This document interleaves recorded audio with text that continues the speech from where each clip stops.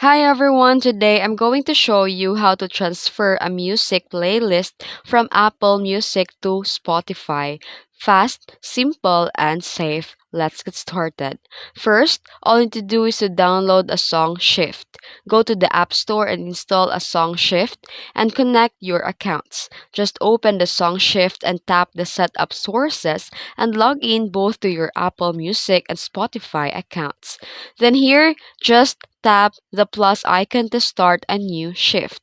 Choose an Apple Music as the source and select the playlist if you want to transfer. Choose a Spotify as the destination. Then confirm the matches and transfer.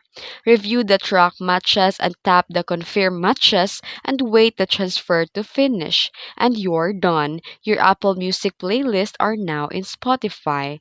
And here's the option 2. Just go to the Tune My Music and click Let's Start and choose a source. Select the Apple Music, then log in and grant access to your playlist. Pick a playlist and choose a playlist you want to move and select the destination. Just choose a Spotify. Then click transfer. And that's it. All your selected playlists are now on Spotify. If you found this video tutorial helpful, don't forget to like and subscribe for more tips tutorials. Thanks for watching.